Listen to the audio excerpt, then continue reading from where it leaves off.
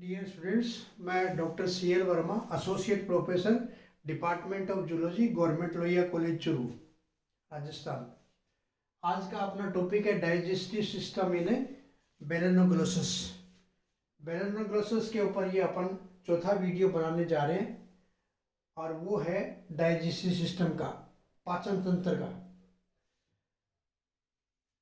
Balanoglossus के अंदर जो डाइजेस्टिव एलिमेंट्री कैनाल होती है वो माउथ से लेकर के एनस तक है, वो कंप्लीट एलिमेंट्री कैनाल होती है। जैसे अपने अंदर जो एलिमेंट्री कैनाल होती है और उसमें भी मेनली पोर्शन जो इंटेस्टाइन का पोर्शन है वो मिजेंट्री के द्वारा सपोर्टेड होता है। मिजेंट्री उसको साधे रखती है, किसको? एलिमेंट्री कैनाल को। यहाँ पर भी क्या, माउथ से लेकर के और आगे तक एनस तक एलिमेंट्री कैनाल पाई जाती है, कंप्लीट होती है, स्ट्रेट होती है और हाईली डेवलप्ड एलिमेंट्री कैनाल होती है इसके अंदर। वो एलिमेंट्री कैनाल यहाँ पर भी मिजेंट्री के द्वारा सपोर्टेड होती है। देखिए ये यहाँ पर अपने एलिमेंट्री कैनाल दिखा रखी है। इस एलिमेंट्री कैनाल के ऊपर यहाँ पर अपने क्या दिखा रखा है? डोर्सल ट्रंक मिजेंट्री, यानी ये वो संरचना होती है, मेम्ब्रेनस पार्ट होता है ये मेम्ब्रेनेशन पार्ट क्या करता है? इस एलिमेंट्री कैनाल को साधे रखता है, सपोर्ट करता है, इसको एक जगह फिक्स बनाए रखता है, तो उसको अपन मिजेंट्री बोलते हैं। मेम्ब्रेनस पार्ट होता है, तो ये ऊपर भी होती है और नीचे की साइड में भी होती है, मिजेंट्री होती है जो इसको सपोर्ट करती है या साधे रखती है। इसी प्रकार से यहाँ पर देखिए ये प्रोबोसिस है, ये वाला पोर्शन इसका प्रोबोसिस है, ये बीच वाला पोर्शन है इसका ट्रंक है और कॉलर है, और पीछे वाला ट्रंक। ये अपन ने पहले भी बताया था कि बेलेनोग्लोसस के अंदर आगे वाला पोर्शन है वो प्रोबोसिस होता है, बीच वाला कॉलर होता है और लास्ट वाला होता है ट्रंक। तो यहाँ पर देखिए प्रोबोसिस वाला जो पार्ट है उसके अंदर भी ये प्रोबोसिस मिजेंट्री है। देखिए ये मिजेंट्री है और यही मिजेंट्री क्या करती है? इस एलिमेंट्री कैनाल को साधे रखती है, सपोर्ट करती है। तो इस प्रकार से ये कह सकते हैं कि यहाँ पर हाईली डेवलप्ड एलिमेंट्री कैनाल और उसको सपोर्टेड क्या होती है? बिल्कुल मेजेंट्री पाई जाती है। एक एक चीज को लेते हैं अपन। सबसे पहले देखिए ये प्रोबोसिस, थोड़ा सा मैं आउटर लाइन बता देता हूं आपको कि ये वाला प्रोबोसिस है, इसका आगे वाला पोर्शन, और यहां से जो शुरू होता है, लगभग यहां से शुरू होता है, वो क्या कहलाता है? कॉलर रीजन, और कॉलर रीजन के बाद में पीछे का पोर्शन ट्रंक कहलाता है। लेकिन ये बीच वाला जो कॉलर रीजन है वो इस प्रोबोसिस को ढकता है, और जो पोर्शन इसको ढकता है, जैसे मान लीजिए ये इस प्रकार से, मान लीजिए एकॉर्न वॉर्म की तरह, या एकॉर्न का जो फ्रूट है वो का उसके अनुसार क्या होता है? प्रोबोसिस उसके जैसा। और इस प्रोबोसिस के पीछे की साइड में एक स्टॉक आता है, व्रंत होता है, स्टॉक। और ये जो कॉलर होता है वो पोर्शन यहां से स्टार्ट नहीं होकर के वो थोड़ा सा ऊपर से स्टार्ट होकर के इस प्रकार से ये इसका कॉलर रीजन है। तो कहने का मतलब है कि इस कॉलर रीजन ने इस प्रोबोसिस के कुछ पार्ट को ढक रखा है। इस तरीके से ये ऊपर आता है इसके, इस तरीके से ये मान लीजिए प्रोबोसिस है, प्रोबोसिस के नीचे वाला पोर्शन है, ये नीचे इसका स्टॉक है, और ये कॉलर शुरू होता है, तो ये कॉलर कुछ ऊपर तक ढका रहता है। तो ये जो इतना पोर्शन है वो कहलाता है कॉलरिटी, यानी ये पोर्शन दिख रहा है जो, और ये वाला पोर्शन दिख रहा है वो, और ये क्या है? ये स्टॉक वाला पोर्शन है, ये प्रोबोसिस है, और ये पीछे का पोर्शन प्रोबोसिस का क्या कहलाता है? प्रोबोसिस स्टॉक कहलाता है। और इस प्रोबोसिस स्टॉक को ये कॉलर वाला भाग ढकता है। तो जो भाग पोर्शन कॉलर का ढकता है वो पोर्शन क्या कहलाता है? कॉलरिटी। कॉलर का वो भाग जो प्रोबोसिस को ढकता है उसको अपन क्या कहते हैं? कॉलरिटी।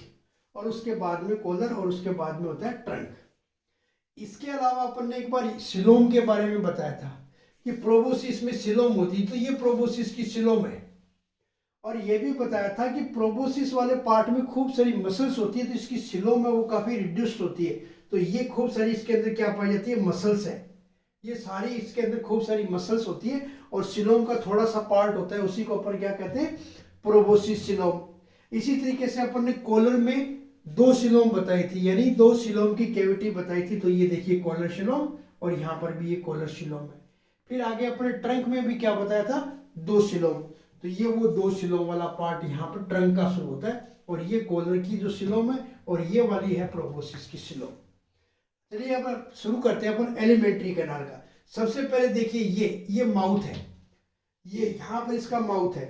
अब ये माउथ की आप पोजीशन क्या बताएंगे, वेंट्रल साइड पर है और कोलरिटी के अंदर है। ये कोलरिटी का मतलब कॉलर का वो भाग जो प्रोबोसिस ने ढक रखा है, उस पोर्शन के अंदर इसका माउथ छिद्र पाया जाता है। तो ये एक दरार नुमा छिद्र होता है। और इस अच्छा दूसरी चीज देखिए, इस एलिमेंट्री कैनाल के अंदर एक विशेषता और भी है। इस एलिमेंट्री कैनाल के अंदर जो की एपिथेलियम जो होती है वो सिलिएटेड होती है। इस पूरी एलिमेंट्री कैनाल की एपिथेलियम है वो सिलिएटेड होती है, ग्लैंडुलर भी होती है। ये माउथ अपन ने बताया इसके वेंट्रल साइड पे, कोलरिटी के अंदर ये माउथ है इसका, ठीक है। और ये माउथ आकर के किस में खुलता है, बक्कल कैविटी में। तो जो माउथ वाला पोर्शन है वो कहां पर है, कोलरिटी में। उसकी लोकेशन क्या होगी, कोलरिटी। क्योंकि यहां पर स्ट्रक्चर वाले पार्ट में आपको इतना ही बताना है कि कोई भी संरचना जिसका अपन वर्णन कर रहे हैं वो उसकी पोजीशन क्या है, उसकी संरचना कैसी है और उसका कार्य क्या है। ये तीन चीज हमेशा ध्यान रखनी है। तो ये माउथ की पोजीशन कोलरिटी के अंदर होगी। ये माउथ परमानेंटली ओपन नहीं रहता है, इसके अंदर यहाँ पर मसल्स पाई जाती है। दो प्रकार की मसल्स होती है, एक तो होती है रेडियल मसल्स, एक होती है कोसेंट्रिक मसल्स। जो रेडियल मसल्स होती है वो इस माउथ को बंद करने का काम करती है, और जो कोसेंट्रिक मसल्स होती है वो इस माउथ को खोलने का काम करती है। तो यहाँ पर दो प्रकार की मसल्स आपको बतानी है कि जो माउथ को खोलने और बंद करने का कार्य करती है। इसके बाद में माउथ किस में खुलता है, बक्कल कैविटी में। अब ये वाला पोर्शन जो भी है वो बक्कल कैविटी का पोर्शन है, अपन यहाँ पर लिख रखा है बक्कल कैविटी। ये बक्कल कैविटी वाला पोर्शन किसमें, कोलर रीजन के अंदर पाया जाता है। और इसकी जो ऊपर छत बनाता है, इसकी जो ऊपर की रूफ बनाता है वो कौन बनाता है, बक्कल डाइवर्टिकुलम। बक्कल डाइवर्टिकुलम, ये बक्कल डाइवर्टिकुलम है जिसको अपन आज तक भूल से नोटोकॉर्ड बोलते आए, क्योंकि ये एक्चुअल में नोटोकॉर्ड नहीं, हेमिकोडेटा का जंतु है ये। और हेमिकोडेटा के अंदर अपन ये बोलते हैं कि इसके आधे पोर्शन के अंदर नोटोकॉर्ड पाई जाती है, तो वो नोटोकॉर्ड नहीं होकर के क्या है, बक्कल डाइवर्टिकुलम। तो ये देखिए ये बक्कल डाइवर्टिकुलम है यहां से लेकर के और ये यहां तक। अब ये आगे कहां पर है, सिलोम, प्रोबोसिस का जो सिलोम है उसके अंदर प्रवेश करी हुई है कौन, बक्कल डाइवर्टिकुलम। और ये बक्कल डाइवर्टिकुलम पीछे कहां तक होती है, जहां प्रोबोसिस और कॉलर का सेप्टम होता है। जहां प्रोबोसिस खत्म होता है और कॉलर स्टार्ट होता है वहां तक ये बक्कल डाइवर्टिकुलम फैला रहता है। एक तरीके से ये इसका एंडोस्केलेटन है, ये अंतःकंकाल का काम करता है बक्कल डाइवर्टिकुलम। माउथ के अंदर जब बक्कल कैविटी, जब बक्कल कैविटी में खुलता है तो वो कॉलर रीजन में अपन ने बताया सिलिएटेड एपिथेलियम सेल्स के द्वारा आश्रित होता है। यहाँ की जो एपिथेलियम है उसमें म्यूकस ग्लैंड भी है और ये ग्लैंडुलर है, क्योंकि ये म्यूकस का स्राव करता है। ये बक्कल कैविटी आगे चल करके फेरिंक्स में खुलती है। अब ये बक्कल कैविटी यहां आने के बाद में ये शुरू हो गया फेरिंक्स। ये फेरिंक्स है। इस फेरिंक्स के दो पार्ट है। ऊपर वाला पार्ट कहलाता है ब्रेंकियल पोर्शन और नीचे वाला कहलाता है डाइजेस्टिव पोर्शन। तो ये जो फेरिंक्स अपन ने दिखा रखी है ये इतना ही नहीं है, ये पूरा का पूरा यहां से लेकर के यहां तक फेरिंक्स है। इस फेरिंक्स का ऊपर वाला पार्ट जो रेस्पिरेशन में काम आता है उसको अपन क्या बोलते हैं, रेस्पिरेटरी पार्ट बोलते हैं उसको, ब्रेंकियल पोर्शन ऑफ फेरिंक्स। इसको ब्रेंकियल पोर्शन भी बोलते हैं और रेस्पिरेटरी पार्ट भी बोलते हैं। और ये जो नीचे वाला पार्ट होता है वो कहलाता है डाइजेस्टिव पार्ट। ये पार्ट किसका है, फेरिंक्स का है। यानी इसकी फेरिंक्स जो है इस प्रकार से, ये फेरिंक्स है मान लीजिए, और इस फेरिंक्स में क्या फोल्ड पाए जाते हैं, इस तरीके से फोल्ड मिलेंगे और वो फोल्ड इसको दो भागों में डिवाइड कर देते हैं। इस तरीके से दो भागों में डिवाइड कर दिया, इसलिए एक तरीके से टीएस है। ये देखिए यहाँ पे ये क्या बना रखा अपने, फेरिंक्स का टीएस है। अब इस फेरिंक्स के टीएस में देखो ऊपर वाला पोर्शन क्या है, रेस्पिरेटरी पोर्शन, और ये वाला क्या है, डाइजेस्टिव पोर्शन। यानी फेरिंक्स के दो भाग बन गए, किसकी वजह से?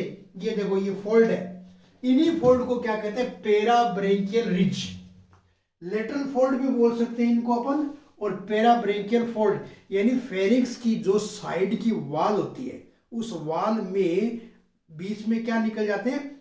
फोल्ड निकलते हैं, लेटरल फोल्ड निकलते हैं, जिसको अपन ने क्या कहा? पेराब्रेंकियल रिज भी बोला है। उस रिज से क्या होगा? इस फेरिंक्स के दो पार्ट हो गए, एक तो ऊपर वाला पार्ट जिसको अपन रेस्पिरेटरी जोन या रेस्पिरेटरी पार्ट कहते हैं, और नीचे वाला क्या कहलाता है? Digestive part. दो भाग बन गए इसके, तो ये इसका रेस्पिरेटरी पार्ट है और ये इसका डाइजेस्टिव पार्ट है। तो इस तरीके से ये फेरिंक्स है।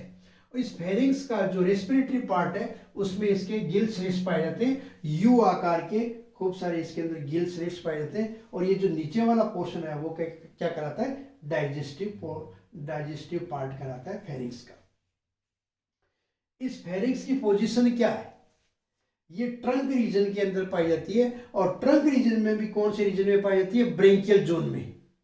क्योंकि ट्रंक के भी अपन ने 3 पार्ट किए थे, ब्रेंकियल रीजन या ब्रेंकियोजेनाइटल रीजन एक, दूसरा हिपेटिक रीजन, और तीसरा पोस्ट हिपेटिक रीजन। जब अपन ने एक्सटर्नल मॉर्फोलॉजी पढ़ी थी उस समय भी बताया था। पहला पार्ट कौन सा बताया? ब्रेंकियल रीजन, उसके बाद में हिपेटिक रीजन, और उसके बाद में पोस्ट हिपेटिक रीजन। तो माउथ कोलरिटी में, बकल कैविटी कॉलर वाले पोर्शन में, और फेरिंक्स है वो ट्रंक के ब्रेंकियल रीजन के अंदर पाई जाती है। तो ये इसके दो पार्ट अपन ने बताए, रेस्पिरेटरी पार्ट और डाइजेस्टिव पार्ट। तो इस प्रकार से इसके ये फेरिंक्स होती है। यानी एलिमेंट्री, यहाँ पर फेरिंक्स एलिमेंट्री कैनाल का एक पार्ट है, अदरवाइज एलिमेंट्री कैनाल का पार्ट नहीं होता है फेरिंक्स, क्योंकि फेरिंक्स कैनाल रेस्पिरेटरी ऑर्गन का काम करता है, उसमें गिल्स पाए जाते हैं। लेकिन यहाँ पर इसके अंदर से, फेरिंक्स के अंदर से होकर के है वो भोजन गुजरता है। कौन से पार्ट में से? डाइजेस्टिव पार्ट में से, और ऊपर का पार्ट कौन सा रह गया? Respiratory part. अब इस फेरिंक्स के बाद में जो पार्ट शुरू होता है वो कौन सा है? इसोफेगस। तो यहां पर देखिए, ये डाइजेस्टिव पार्ट फेरिंक्स का, और ये फेरिंक्स का, ये रेस्पिरेटरी पार्ट और ये डाइजेस्टिव पार्ट। अब फेरिंक्स में क्या शुरू हुआ? इसोफेगस। तो ये ऊपर का पोर्शन ले लीजिए। यहां पर फेरिंक्स में भी ये क्या है? फेरिंक्स का ऊपर वाला पार्ट कौन सा? रेस्पिरेटरी पार्ट, और ये कौन सा पार्ट है? Digestive part. ठीक है, ये दोनों पार्ट। अब मान लीजिए यहां के बाद में क्या शुरू हो गया? इसोफेगस। अब ये दोनों सेम डिवाइडेड पार्ट जो है वो इसोफेगस के अंदर भी है कुछ दूरी तक। इसोफेगस में भी कुछ दूरी तक जो फेरिंक्स के पार्ट है वो सेम पार्ट किस में है? इसोफेगस के अंदर भी है कुछ दूरी तक, और उसके बाद में ये वाला पार्ट यहाँ आकर के खत्म हो जाता है, और केवल इसोफेगस आगे जाकर के इंटेस्टाइन में खुलती है। इसलिए यहां पर इसको पोस्ट ब्रेंकियल कैनाल बोलते हैं। इसको पोस्ट ब्रेंकियल कैनाल। किसको? जो फेरिंक्स का रेस्पिरेटरी पार्ट था उसको बोलते हैं पोस्ट ब्रेंकियल पार्ट या पोस्ट ब्रेंकियल कैनाल, और आगे जाकर के ये इसोफेगस है वो किस में खुलती है? इंटेस्टाइन में। तो इसके बाद में क्या शुरू हो गया? इंटेस्टाइन। अब वही लोकेशन बतानी है सबसे पहले अपन ने, क्योंकि मैंने बताया आपको जो भी स्ट्रक्चरल पार्ट है, चाहे कोऑर्डिनेट का हो चाहे नॉन कोऑर्डिनेट का हो, किसी भी एनिमल का जब अपन डिस्क्रिप्शन करते हैं तो 3 चीजें हमेशा ध्यान रखनी है। पहला, जिस पार्ट के बारे में आप बता रहे हो उसकी लोकेशन क्या है, उसके बाद में उसकी स्ट्रक्चर क्या है, उसके बाद में उसका फंक्शन क्या है। ये 3 चीजें आपको ध्यान रखनी होती है। तो ये इंटेस्टाइन का पार्ट शुरू हो जाता है यहां से। अब ये इंटेस्टाइन कौन से पार्ट में है? ट्रंक के हिपेटिक रीजन और पोस्ट हिपेटिक रीजन के अंदर क्या पाया जाता है? इंटेस्टाइन। ट्रंक के हिपेटिक और पोस्ट हिपेटिक रीजन के अंदर इंटेस्टाइन की पोजीशन होती है। अब इसकी इंटेस्टाइन है वो भी एपिथेलियम के द्वारा आश्रित है, सिलिएटेड है, ग्लैंडुलर है, गोबलेट सेल पाई जाती है। इसके अलावा इसके अंदर खूब सारे कोष पाए जाते हैं, शेक पाए जाते हैं। ठीक है, एक तरीके से चेंबर जैसे संरचना पाई जाती है जिसको सिक्का बोलते हैं, हिपेटिक सिक्का बोलते हैं उनको। तो खूब सारी इसके अंदर यहाँ पर क्या पाई जाती है? हिपेटिक सिक्का मिलती है इसमें, इसलिए इसको क्या बोलते हैं? Hepatic region. और उसके बाद में जहां हिपेटिक नहीं है, जहां सीका नहीं है, उसको लास्ट वाले को क्या बोलते हैं, पोस्ट हिपेटिक रीजन। और वो पोस्ट हिपेटिक रीजन है वो सपोर्टेड होता है पाइगोकॉर्ड के द्वारा। पाइगोकॉर्ड ये एक तरीके से इसका एंडोस्केलेटन है, एंडोस्केलेटन है, यानी इस लास्ट वाले पार्ट को सपोर्ट करने के लिए एक संरचना पाई जाती है, एक अंतःकंकाल पाया जाता है जिसको कहते हैं पाइगोकॉर्ड। तो ये पाइगोकॉर्ड यहाँ पे इसको सपोर्ट करने के लिए पाया जाता है। और उसके बाद में यही इंटेस्टाइन एक एनस छिद्र के द्वारा बाहर खुलती है, जो कि एक वर्ताकार छिद्र होता है एनस, और उसमें भी क्या लगे रहते हैं, स्फिंक्टर लगे रहते हैं, स्फिंक्टर पाए जाते हैं, उसमें अवरोध नहीं पाई जाती है। तो इस प्रकार से इसकी एलिमेंट्री कैनाल की संरचना है। मैं सोचता हूं जहां तक आपको समझ में आ गया होगा, एक बार मैं फिर से रिपीट करता हूं, गौर से सुनिए आप। इसकी एलिमेंट्री कैनाल कंप्लीट है, स्ट्रेट है, माउथ से लेकर के एनस तक फैली होती है। It is supported by dorsal and ventral mesentery and this mesentery is also found in proboscis region. तो ये मेजेंट्री इसको पूरे पोर्शन के अंदर साधे रखती है। माउथ सबसे पहले जो माउथ है वो कहां पर है, कोलिनेटी रीजन में, और सीलिएटेड एपिथेलियम के द्वारा आस्थित होता है। और उसके बाद में वो बक्कल कैविटी में आता है। बक्कल कैविटी कॉलर रीजन के अंदर होती है।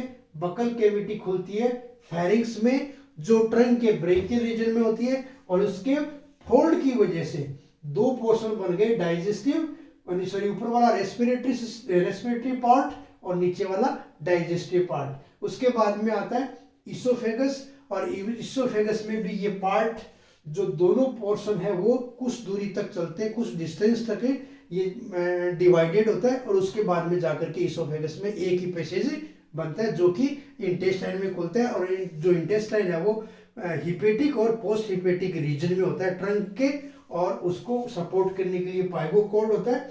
और उसके बाद में वो एनस के द्वारा बाहर खुलता है। इस प्रकार से इसकी एलिमेंट्री कैनाल। एक संरचना यहां पर और रह गई, वो ये है कि ये देखिए यहां पे माउथ के जस्ट प्रवेश करते ही एक ऑर्गन है जिसका नाम है pre oral ciliary organ. Pre oral ciliary organ ये एक अवनमन है, एक गड्ढा है जिसके अंदर खूब सारे सीलिया पाए जाते हैं, और यहाँ पर म्यूकस भी स्रावित किया जाता है, जिस ऑर्गन को कहते हैं प्री ओरल सीलियरी ऑर्गन। इसी प्री ओरल सीलियरी ऑर्गन की वजह से ये सीलियरी फीडर है, निस्पंदनकारी बोल देते हैं, या निस्पंदनकारी बोलते हैं उसको हिंदी में अपन, और फिल्टर फीडर है ये, किस वजह से, प्री ओरल सीलियरी ऑर्गन की वजह से। तो ये इसकी एलिमेंट्री कैनाल की संरचना है। यहाँ पर अपन ने इसका ये डोर्सल नर्व कॉर्ड भी दिखा रखा है, और नीचे ये वेंट्रल नर्व कॉर्ड भी दिखा रखा है। नेक्स्ट आता है अपना, इसका पार्ट आता है डाइजेशन का। तो डाइजेशन में क्या है, यहाँ पे सबसे पहले फूड क्या है। फूड को मैंने पहले ही बताया था कि ये मोस्टली जब बिल बनाता है उसमें मिट्टी भी खाता है, जिसके अंदर इसके प्रोटोजोन्स, डायटम्स और माइक्रोब्स होते हैं। इसके अलावा इसके अंदर पानी की धारा प्रवेश करती है, क्योंकि मैंने अभी बताया कि ये फिल्टर फीडर है, और जब ये फिल्टर फीडर है इसका मतलब इसका भोजन भी पानी के द्वारा अंदर प्रवेश करता है। तो ये फिल्टर फीडर भी है। अब इसके अंदर जो भोजन आपने बताया डाइटम्स है, प्रोटोजोन्स है, वो सारे भोजन से इसके सबसे पहले इसमें वाटर की करंट अंदर प्रवेश करती है। यहाँ पे देखिए गिल स्लिट्स दिखा रखे हैं अपने रेस्पिरेटरी पार्ट में, फेरिंक्स के रेस्पिरेटरी पार्ट में गिल स्लिट्स पाए जाते हैं, और वहां पर सीलिया पाए जाते हैं। उन सीलिया के मूवमेंट से जो वैक्यूम बनता है उसकी वजह से यहाँ पर वाटर करंट है वो अंदर प्रवेश करती है, और उस वाटर करंट के अंदर माइक्रोब्स है, प्रोटोजोन्स है, डायटम्स वगैरह होते हैं। तो यहाँ पे सबसे पहले जब पानी प्रवेश करेगा तो किस में आएगा, माउथ के अंदर। इस माउथ के अंदर जब पानी अंदर आता है तो यहां से ये पानी अंदर प्रवेश करेगा, और पानी अंदर प्रवेश करके किस में जाएगा, ये रेस्पिरेटरी पार्ट है किसका, फेरिंक्स का। इसका मतलब जो ये करंट जो अंदर प्रवेश करती है वाटर करंट, वो एक तरीके से रेस्पिरेटरी कम फूड करंट है ये, क्योंकि जो पानी अंदर प्रवेश किया है उस पानी से इसको ऑक्सीजन भी लेना है, तो उससे रेस्पिरेशन भी होगा, साथ में वो फूड भी लाता है। तो एक तरीके से वो करंट कौन सा हो गया, रेस्पिरेटरी कम फूड करंट जो अंदर प्रवेश करती है, और यहाँ से इसमें ऑक्सीजन काम में ले ली जाती है और फूड पार्टिकल भी यहाँ पर रह जाते हैं। तो एक तो इसका मार्ग ये है कि यहाँ वाटर करंट के द्वारा फूड प्रवेश करता है। दूसरा जब ये बारों के अंदर होता है, बिल के अंदर होता है, तब ये मिट्टी खाता है, तो वो मिट्टी क्या माउथ के द्वारा सीधी अंदर प्रवेश करती है। तो इस प्रकार से ये मिट्टी है वो अंदर प्रवेश करती है और इस मिट्टी के अंदर इसका भोजन फूड पार्टिकल्स होते हैं। थर्ड चीज ये है कि जब इसके अंदर वाटर करंट प्रवेश करता है, उस समय जब वाटर करंट अंदर प्रवेश करता है तो सबसे पहले वो किसके संपर्क में आएगा? Pre oral ciliary organ. Pre oral ciliary organ, इस प्री ओरल सीलियरी ऑर्गन के संपर्क में आती है वाटर करंट। जब वाटर करंट इसके संपर्क में आती है तो यहाँ पे क्या होगा कि ये जो सीलिया मूवमेंट करते हैं, इन सीलिया के मूवमेंट से क्या होगा कि जो बड़े फूड के पार्टिकल्स हैं, और इसके अलावा भी ये pre oral ciliary organ food और वाटर करंट की टेस्टिंग का काम भी करता है, एक तरीके से कीमो रिसेप्टर का काम करता है। तो इसके अनचाहा भोजन अगर उसके अंदर प्रवेश करता है तो यहाँ से इसके सीलिया के द्वारा उस भोजन के कणों को बाहर रिजेक्ट कर दिया जाता है और वो ये वाटर करंट है वो यहाँ से वापस इस कोलिनिटी के ऊपर से होकर के बाहर चली जाती है। तो इस प्रकार से ये क्या हो गया? Filter feeder. और जब भोजन वाटर करंट के द्वारा चाहे अंदर प्रवेश करे या सीधा माउथ से प्रवेश करे तो यहाँ पर क्या पाए जाते हैं? सीलिया, और उन सीलिया के मूवमेंट से वो भोजन है वो पीछे की तरफ जाता है और यहाँ आने के बाद में किस में आ गया? बक्कल कैविटी में। और बक्कल कैविटी से भोजन किस में आएगा? दोनों पार्ट में। रेस्पिरेटरी पार्ट में तो पानी आएगा और भारी होने की वजह से फूड पार्टिकल किस में आ जाएंगे? डाइजेस्टिव पोर्शन में। और इस डाइजेस्टिव पोर्शन से क्या होगा कि यहाँ जो ईसोफेगस, ये इसके डाइजेस्टिव सिस्टम का बहुत ज़्यादा जो डाइजेशन का बहुत ज़्यादा नॉलेज अभी तक नहीं है, क्योंकि ये माना जाता है कि इसका जो ईसोफेगस का पोर्शन है, इंटेस्टाइन का पोर्शन है और फेरिंग्स का जो पोर्शन है वो कुछ डाइजेस्टिव एंजाइम सीक्रेट करते हैं और वो यहाँ पर इस भोजन का डाइजेशन कर देते हैं। और डाइजेशन करने के बाद में, यानी डाइजेशन में हेल्प कौन कर रहा है? यहाँ पे फेरिंग्स भी कर रही है, ईसोफेगस भी कर रहा है और इंटेस्टाइन, वहाँ पर कुछ एंजाइम सीक्रेट होते हैं जो भोजन का पाचन करते हैं और बाद में भोजन सीधा प्रवेश करके यहाँ पर अब्जॉर्प्शन होता है इंटेस्टाइन में, और इंटेस्टाइन के बाद में जो फीकल मैटर होता है वो कास्टिंग के रूप में सीधा वो एनएस के द्वारा बाहर निकल जाता है। इस प्रकार से ये इसका डाइजेस्टिव सिस्टम है मेलानोग्लोसस का। तो ये मैं जहाँ तक समझता हूँ आपको समझ में आ गया होगा। और अगर आपको पसंद आता है मेरा बनाया हुआ वीडियो तो आप लाइक अवश्य कीजिएगा और उसको शेयर भी कीजिएगा ताकि ज़्यादा से ज़्यादा बच्चों को वो फायदा मिल सके। थैंक्स।